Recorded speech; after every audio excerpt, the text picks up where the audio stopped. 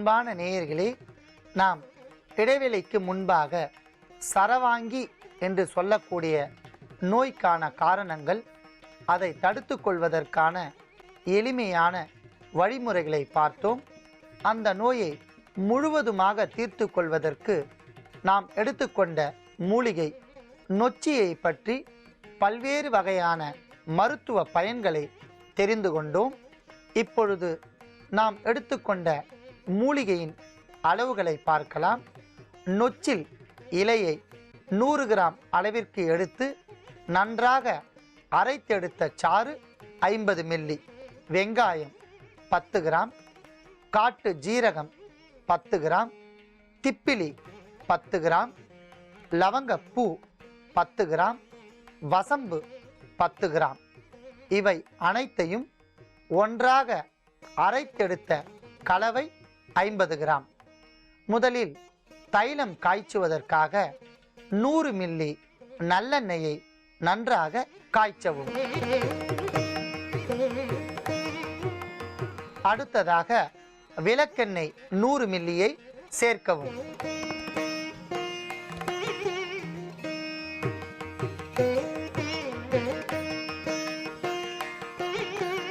மிதமான சூட்டில் நல்லெண்ணெயும் விளக்கெண்ணெயும் காய்ந்து கொண்டிருக்கின்றன. அதில் அரைத்தெடுத்த நொச்சிச்சாறை சேர்க்கவும்.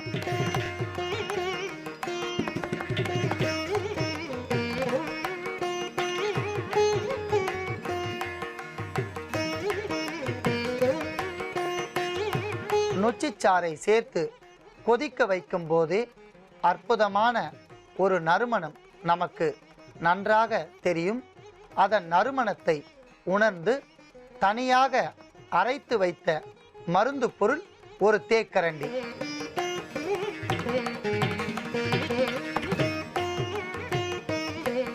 அத்தனை மருந்து பொருட்களும் சேர்த்து நன்றாக நுரை பொங்க கொதித்து தைலமாக மாறிவிட்டது.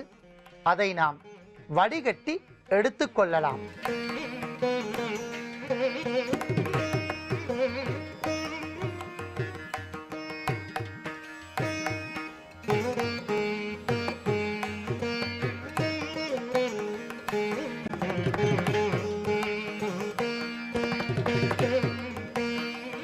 அற்புதமான நறுமணம், கரும்பச்சை வண்ணத்தில் இருக்கக்கூடிய இந்த தைலம் மிக சிறந்த ஒரு வாத மடக்கி. சரவாங்கி என்று சொல்லக்கூடிய சர்வ அங்கமும் வாதத்தால் பாதிக்கப்பட்டவர்களுக்கு இது ஒரு மருந்து, ஒரு சஞ்சீவி தைலம் என்று கூறலாம்.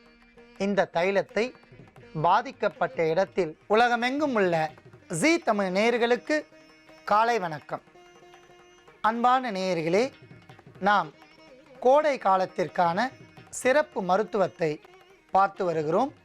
குறிப்பாக கோடை காலம் என்றாலே பல்வேறு வகையான நோய்கள் நம் உடலை சாதாரணமாக தாக்கும்.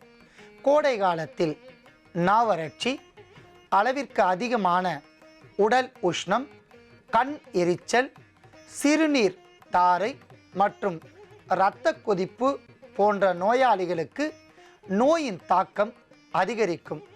அதற்கு மிக முக்கியமான காரணம் அதிகப்படியான வெயில். இந்த சூரியனின் அதிகப்படியான கதிர்வீச்சால் உடலில் இருக்கக்கூடிய நீர், குறிப்பாக நீர் வறட்சி ஏற்படும். இந்த நீர் வறட்சி ஏற்பட்டால் உடலெங்கும் அளவிற்கு அதிகமான வியர்வை வெளியேறி நாவறட்சி வரும். நாவறட்சி அதிகரித்து விட்டால் அதீத மயக்கம் ஏற்பட்டு ஒரு சில நேரங்களில் மரணமே தழுவக்கூடிய வாய்ப்பாக இது அமைகின்றது. குறிப்பாக பிளட் பிரஷர் என்று சொல்லக்கூடிய இரத்த அழுத்த நோய் உடையவர்கள் இந்த காலகட்டத்தில் மிகவும் பாதுகாப்புடனும் விழிப்புடனும் பயணம் செல்ல வேண்டும். அவ்வாறு அவர்கள் பயணம் செல்ல வேண்டியிருப்பதால் அவர்களுக்கு தக்கதொரு பாதுகாப்பு தேவை. ஏனென்றால் இந்த வெயிலின் அதிகரிப்பால் மயக்கம் ஏற்பட்டு அவை கோமா ஸ்டேஜ் என்று சொல்லக்கூடிய நிலைக்கு தள்ளப்படுவார்கள். ஆகையால் அந்த இரத்த கொதிப்பு நோயை முழுவதுமாக தீர்த்து கொள்வதற்கான ஒரு அற்புதமான மருத்துவத்தை பார்க்கலாம்.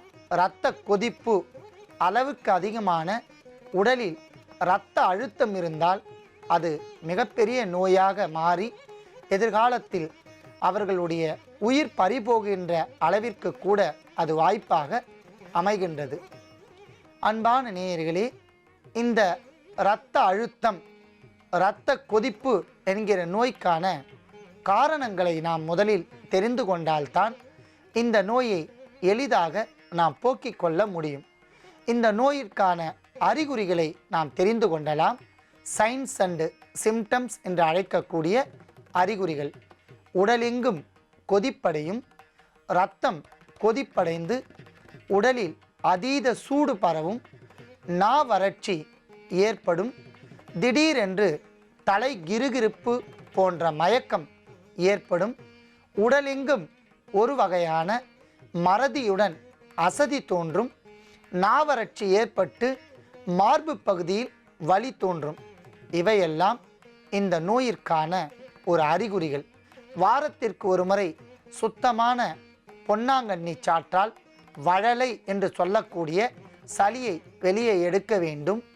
இவையெல்லாம் நாம் முறையாக செய்தால் இரத்த கொதிப்பு, இரத்த அழுத்தம் என்கிற நோயை சரி செய்து கொள்ளலாம். மற்றொரு அம்சமான யோகா, தியானம் இவையெல்லாம் பழகி வந்தால் மிக சுலபமாக நாம் இரத்த அழுத்த நோயை நீக்கிக் கொள்ளலாம். அடுத்ததாக, இந்த நோய் வராமல் இருப்பதற்கான ஒரு தொடு சிகிச்சை, எம்ப்ரசிங் சிஸ்டம், தழுவுதல் என்று பெயர். மருத மரத்தை வாரத்திற்கு ஒரு முறை நாம் நன்றாக தழுவி அதன் அடியில் 2 நிமிடம் தியானம் செய்தால் மரத்திலிருந்து வரக்கூடிய கதிர்வீச்சு நம் உடலெங்கும் பரவி இரத்த அழுத்தம், இரத்த கொதிப்பு என்கிற நோயை படிப்படியாக நாம் போக்கிக் கொள்ளலாம். அன்பான நேயர்களே, இதையும் தாண்டி இரத்த அழுத்தமும் இரத்த கொதிப்பும் நிலையாக இருந்தால் அவற்றை பூரணமாக போக்கிக் கொள்வதற்கான ஒரு அற்புதமான மருத்துவத்தை இன்று நாம் பார்க்க போகின்றோம். அதற்காக இன்று நாம் எடுத்துக்கொண்ட ஒரு காய கற்ப மூலிகை சீந்தில் கொடி. அன்பான நேயர்களே, இவை பார்ப்பதற்கே இதய வடிவில் தோன்றக்கூடிய ஒரு அற்புதமான மூலிகை. நாம் பலமுறை இயற்கையின் அதிசயத்தை நமது தொலைக்காட்சி மூலமாக பார்த்திருக்கிறோம். எவ்வாறு வல்லாரை என்கிற மூலிகை மூளையின் குறுக்கு வெட்டு தோற்றத்தில் இருக்கின்றதோ அதேபோல் சீந்தில் மரணத்தை தடுக்கும் மூலிகை என்பதால் இதய வடிவில் பார்ப்பதற்கு இதயம் போல் காட்சியளிக்கக்கூடிய இலையாக இது தோன்றும். இதயம் உயிரின் உச்சநிலை என்பதால் அதே வடிவில் இயற்கையாக நமக்கு கிடைக்கக்கூடிய ஒரு அற்புதமான மூலிகை இந்த சீந்தில் கொடி. பார்க்கடலை கடைந்த போது அதிலிருந்து வந்த பல்வேறு வகையான மூலிகைகளுள் இந்த சீந்திலும் ஒன்று. இது மரணத்தை தடுக்கும், நோய் வராமல் பாதுகாக்கும், உடலை வஜ்ரமாக்கும், உடலை இரும்பு தூண் போல் மாற்றும், உடலெங்கும் இருக்கக்கூடிய வாதம், பித்தம், கபம் இவற்றை போக்கும். குறிப்பாக இரத்த அழுத்தம், இரத்த கொதிப்பு என்கிற இரத்த வகை நோய்களை சரி செய்யும். கல்லீரல், மண்ணீரல் போன்ற நோய்கள் வராமல் பாதுகாக்கும். பொதுவாகவே மது குடிப்பவர்களுக்கு லிவர் ஆஃப் சிரியாசிஸ் என்கிற நோய் தாக்கும். இந்த சிறுநீரக பாதிப்பிற்கு சீந்தில் தண்டு, சீந்தில் கொடி, சீந்தில் இலை இது ஒரு அற்புதமான காய கற்ப மூலிகை.